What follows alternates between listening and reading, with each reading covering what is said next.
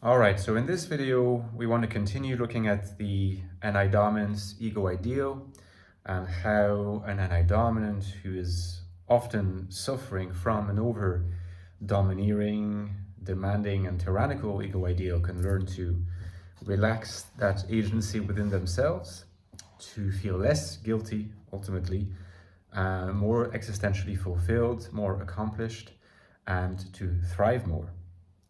By the way, these are topics that I do discuss in the Infinite Soul, my book on INFJ life in the modern world, also highly relevant to Antidominance in general, so INTJs. The first link below, if you get the book, I recommend that you do. Now, the thing about what I said in the yesterday's video is that we have a kind of addiction to our ego ideal, and by we I mean Antidominance.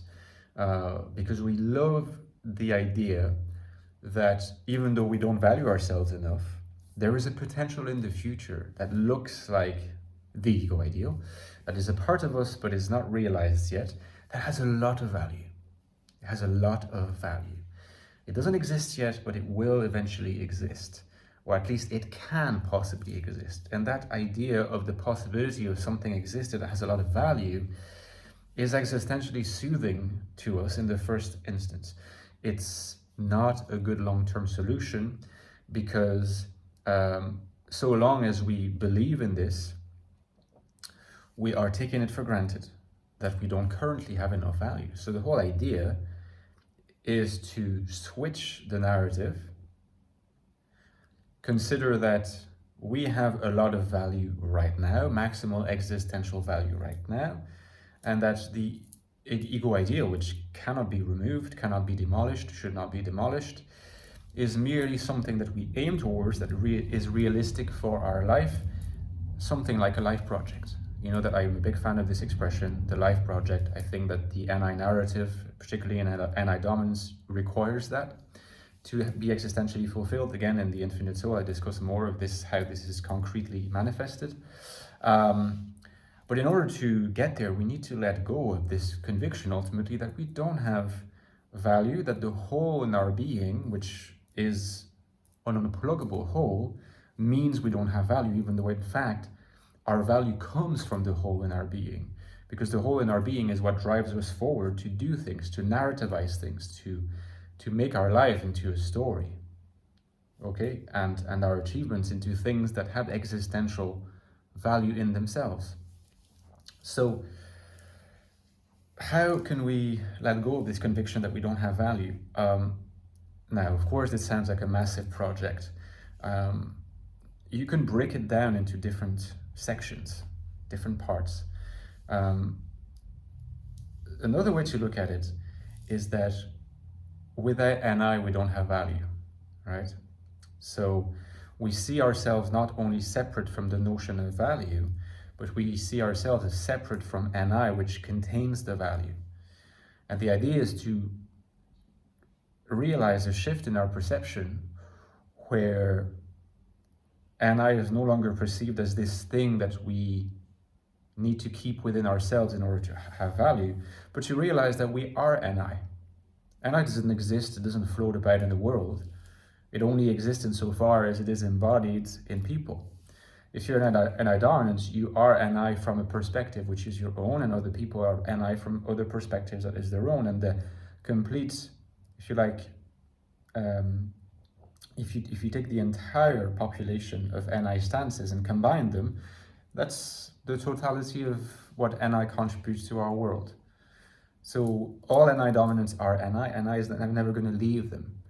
Trusting the guiding hand of NI is another of my mantras, and I insist on it because, in a sense, the tendency we Antidominants have of imagining that NI can abandon us if we relax our ego ideal is completely and utterly mistaken. The more you obsess over how to retain NI within yourself, the more you make yourself blind to what NI can concretely bring, which it brings every day on a daily basis, just absorbs things all the time, because that's what it does. So to speak more concretely, I'll give an example from my own life. So you know, when I wrote The Ecstatic Soul, which by the way is a great book on the INFJ minds, my first book, put my name on the map, it's linked below, you should absolutely get it if you want to understand the INFJ more deeply. Okay. When I wrote The Ecstatic Soul, and those of you who have read it, you can tell that I was thinking hard and categorizing hard. I'm very happy with what the final product turned out to be. But in hindsight, I see it as the work of a compliant INFJ, first of all, which it is. Doesn't mean it's any less good, but from my own perspective, I was very much within compliance when I wrote it. And it was a book that I wrote, and I spent so much time preparing for it, writing, organizing things, like putting a lot of pressure on myself. And when I wrote it, even though the finished product I think is really good, the writing process wasn't that smooth. You know, there was a certain lack of, like the unfurling of the NI narrative that tends to happen when an NI is at its best didn't quite work like that. Just writing it was painful in many ways. That's directly linked to the lack of trust in the guiding hand of NI. When I wrote The Infinite Soul, things were very different. I said to myself, instead of just going about it, just like taking a lot of notes and thinking that I must do this, this and that, I'll just spend a year, I kid you not when I say this, I'll just spend a year not writing anything related to INFJs. I'll just observe and trust that NI will do its work. I lead a normal, so to speak, ordinary life. I won't be sort of, to all intents and purposes, or from an external point of view, I won't be engaged in thinking about INFJs. I'll just lead my life and trust that at the back of my mind, NI will not abandon me and will continue recording. Then in 1 year's time, whenever after 1 year, whenever I feel a kind of inside push, you know, the sort of the search for the interstice which pushes you, when it calls me, I'll bring a pen and paper and I'll start writing. And if NI has really done its work, if my trust in it is justified, all the thoughts will come pouring out. And they did.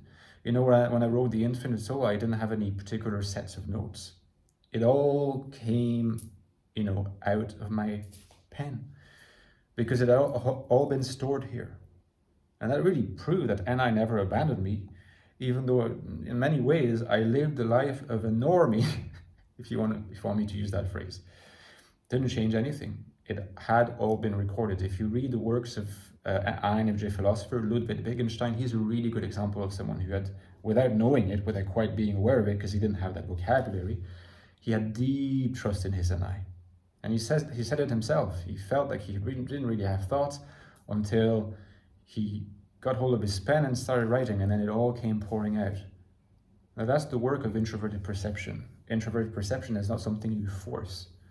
And sometimes when you want to force it, you make things harder for it. Hence why it was hard to write The Ecstatic Soul and much easier to write The Infinite Soul. And my book on NI, which is my next book, well, it's on NI, so I gotta go about it in an NI way. I have not written down anything.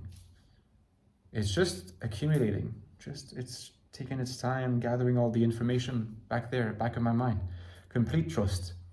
And I know that my trust will be rewarded. Guys, give me a like if you enjoyed this video, let me know what you think, and don't forget my Patreon page. I need you more than ever to keep this channel going. Please consider supporting me. For a small amount every month or every year, you get access to my Discord server and to bonus video content just for Patreon supporters, a deep dive, extended video format every 2-3 weeks. And most importantly, you support me, the link is below. Thank you so much, and I'll talk to you next time. Bye-bye.